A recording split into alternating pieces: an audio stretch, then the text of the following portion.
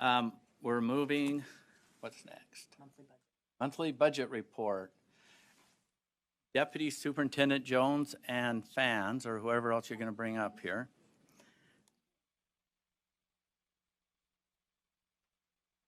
And your support staff. Thank you. All right. So Deputy Superintendent of Operations Scott Jones, and with me is Assistant Superintendent Deborah Jacobson, Utah State Board of Education. This is the required monthly budget report to the Utah State Board of Education, in which I am pleased to state that the Utah State Board of Education is financially solvent and able to meet all commitments and obligations, all known commitments and obligations. The report that you have in front of you, or the public sees, the public-facing report, is for the month of June, which is the last month in the last fiscal year. So we've started this fiscal year, and as Carl Empey from USDB articulated, the state gives us an additional month, what we call period 13, so 13 months out of the year, right, to close, or, to make sure that we pay all the bills for services or products that were received by June 30th. Using prior fiscal year money. So you can see the budget and expenditures comparison by section.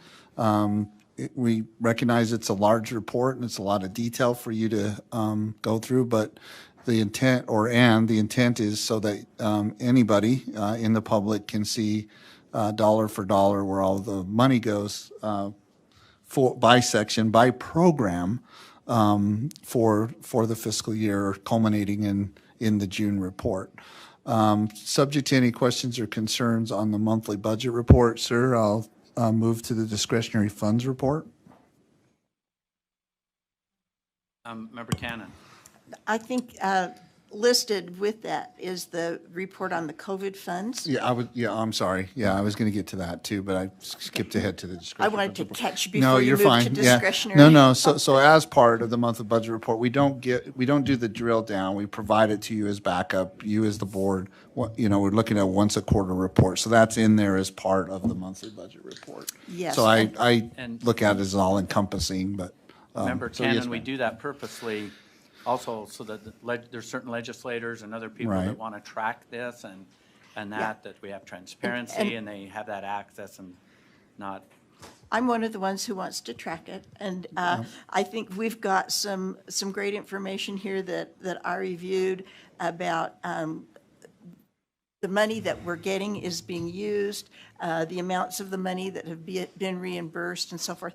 The thing that makes me a little uneasy is that I know we're spending a lot of money on accelerated learning and that kind of thing, and I'm just wanting to make sure as a board member that we are using this money or that we're being responsible using this money, that we have a way to recognize if it's being used for evidence-based programs, if it's being used appropriately, if we can evaluate how effectively we're using this huge amount of money that we got, that it can be such a boon to us. I just want to make sure we're being responsible stewards and doing the best we can for kids with this money. And I don't see that in this report, and I'm wondering if we, if in the future we could have something along those lines. So we'll have Chief of Staff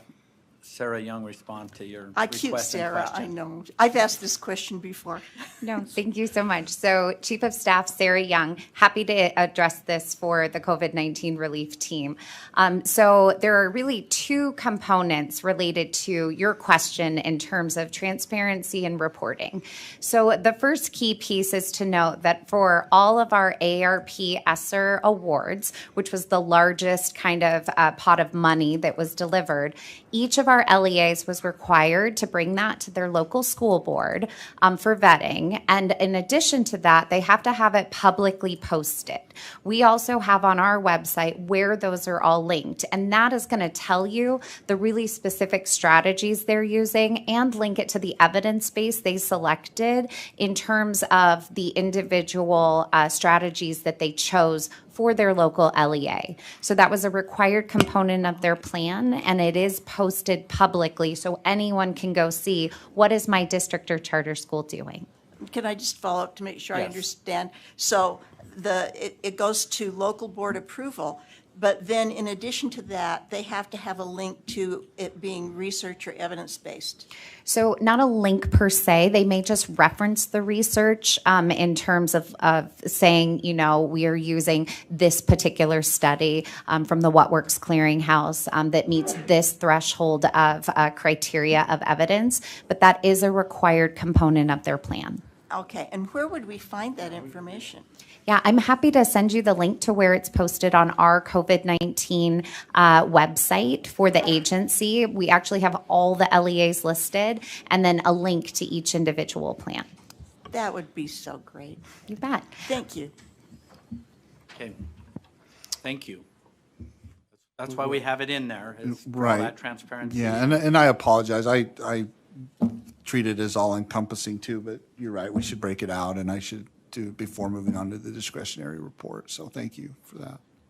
So, Okay, thank you. so Please continue. so Member Kenna, do you have another, or you good? Your light's on. I have a question to ask on discretionary funds, but I'll let him. Oh, okay. Okay. So if we could pull the report up. So here's where we stand with the discretionary funds report, or your discretionary funds.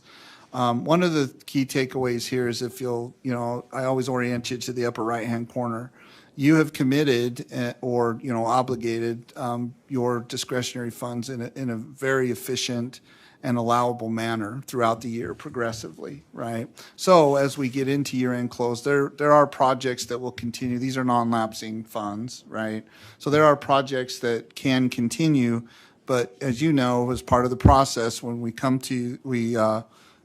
close and closure process is going well. I think we're probably going to submit the packet today, which is the due date to state finance. They'll take some time to review it. Essentially, come your September meeting, we'll put this in front of Finance Committee in their September meeting to recommend, just for example, whether or not, they recommend to keep the legal contingency amount or project or, whatever term we're going to use that. So my point is what I ask is all of you as board members, please work with the Finance Committee members to provide input to them on what you would like to see continued and at what amounts, because that starts the process. Then when we come to you in October, you approve your, discretionary funds account. So that's ahead of us. As you will note, towards the bottom left-hand corner is is subject to the amount of money for the data research project. That's highlighted in yellow. It's coming up in the Finance Committee report later and is relevant to the motion you took as part of the consent calendar. So very forward-facing. Call your attention to the right-hand column, end column. That's the status when you approved it. And then tomorrow in Finance Committee, we'll be walking through more in detail with the Finance Committee members tomorrow on the one eaches, what the status is of each one of these projects, so that, again, they in turn can, in their September meeting, take action to make recommendations to you as the board on, continuation of projects. So that upper right-hand corner will fill up, with your carry forward balances based on the closure process. And then, again, will be addressed in Finance Committee. So key piece or key takeaway from this particular report is the yellow highlighted $195,000 that Finance Committee recommend for the data research project sole source with BYU, coming up later in your agenda. Subject to any questions or concerns with the discretionary report, Chair, that concludes my brief. Thank you. Member Cannon. Yes. I was delighted to hear about the single audit with no findings. That was great. And I think Superintendent mentioned we'd been working on internal controls. And so when I look down here on internal controls implementation, there's $10,000 there. And it looks like that $10,000 is remaining, hasn't been used. So my question is, what's the story on that $10,000? So actually, we're about to make a small purchase on some software it's useful for meeting one of the principles within the first component of the COSO framework with internal control. So it's starting to get used. it helps, the software helps build organizational charts that are conducive to that principle within that first framework. So you'll start to see an execution rate on that 10,000 coming up. So, Thank you. yes, ma'am. Thank you, Chair. Okay, thank you. I'm not seeing any other questions. Okay. So I thank you for your report. And Yes, sir. unless you guys have anything else you want to add? Just, I know there's a lot of concerns about the recession, but, Top Gun Maverick is an indication that, we're well on our way to, over $100 million. So, I think, as we move into the other agenda item later today about the requests and things like that, I think we're in good shape. I mean, I know we always have to be conscientious about things, but you're going to see the great work that Chief of Staff Young and Mr. Call have done in putting, the tracker together. I mean, it's just a really great process, really board driven, things like that. So as we delve deeper and we get closer to the legislative session, as we do the year-end close, you are a financially sound organization within the state of Utah and an example for all to follow as far as funds control and funds management, more system development, things like that. So thank you for the opportunity to sit in front of you and tell you how good things are. I mean, it's not perfect.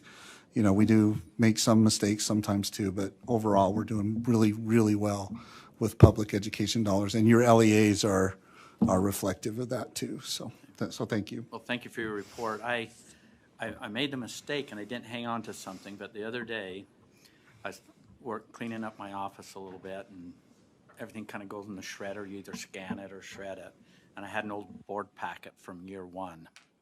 And I had our financial reporting, and for the board members that were here 7.5 years ago, our board packets were paper. And they're like this thick. And then when you got here, you had another pile. And we've come a long ways. But on the financial reporting, though, you didn't need an interpreter or an accountant. So thank you for what you're doing here.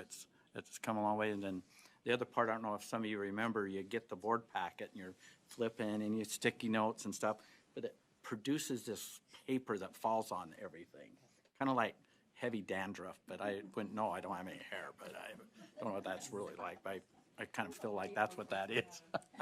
and it's just been interesting. But I shredded it all, so hopefully somebody has something there, that we can, kind of dates us a little bit of how far we've come. But thank you for your effort and the evolution of listening to a board, and again, future boards of how you want things to be presented, all in this transparent space. So thank you for your efforts. I wish we would have brought it and I could have shown how challenging it was to go through those reports.